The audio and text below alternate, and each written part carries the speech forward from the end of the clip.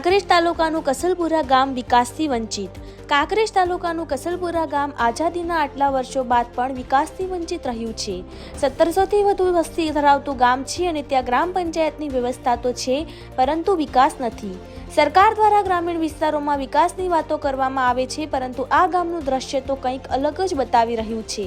કસલપુરા અને આંગણવાડા વચ્ચે એક માર્ગ આવેલો છે, ત્યાંથી દરરોજના સંખ્યાબંધ લોકો પસાર થાય છે પરંતુ ત્યાં પાકા રોડ રસ્તાની વ્યવસ્થા નથી।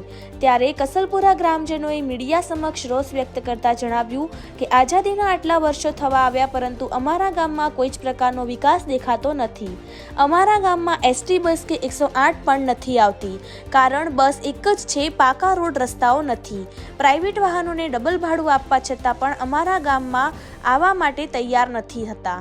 ગ્રામજનો દ્વારા જણાવ્યું કે અમે રાજકીય નેતાઓને અનેક વખત રજૂઆતો કરી પરંતુ કોઈ રાજકીય નેતા અમારા ગામની વેદના સાંભળતા નથી। ગ્રામજનોએ મીડિયા સમક્ષ જણાવ્યું કે અમારું ગામ પાકિસ્તાનમાં હોય તેવું લાગી રહ્યું છે, કારણ કે ભારત અને ગુજરાત આટલો બધો વિકાસ કરી રહ્યું છે તો અમારા ગામને વિકાસ ક્યારે મળશે? હવે એ તો આવનારો સમય જ બતાવશે કે કાંકરેજ તાલુકાના કસલપુરા ગામનું દ્રશ્ય બદલાશે ખરા? રિપોર્ટર રાજ ગજ્જર, બનાસકાંઠા। કસલપુરા તાલુકો કાંકરેજનું આ કસલપુરા ગામ છે। આઝાદીના આટલા વર્ષો પછી પણ આ ઓશિયાળું ને વિચારું ગામ છે। કોઈ પણ રાજકીય પાર્ટીને કે કોઈ પણ રાજકીય નેતાને લાગે છે કે આ ગામની હવે કોઈ જરૂર નથી। એકદમ ઓશિયાળા તરીકે ગામને ત્યજી દીધું છે। કોઈ નેતા સાંભળવા માંગતા નથી। રસ્તો એટલો ખરાબ છે કે ગામમાં 108 પણ નથી આવતી, બસ પણ હવે તો નથી આવતી ઘણા વખતે। તો બાળકોને ભણવામાં પણ તકલીફ પડે છે, કોઈ સાંજુ માદું હોય તો પણ ઘણી બધી તકલીફ પડે છે। ગામનો માત્ર એક જ રસ્તો છે અને એ રસ્તો પણ સંપૂર્ણ બંધ હાલતમાં છે।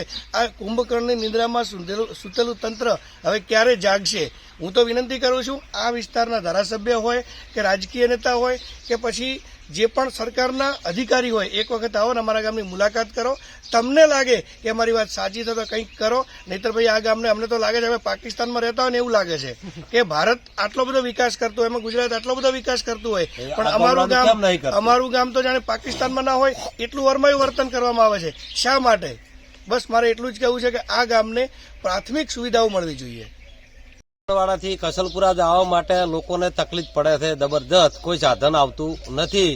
તો સરકારને વિનંતી છે કે તાત્કાલિક આ રસ્તો હમો કરવા વિનંતી છે।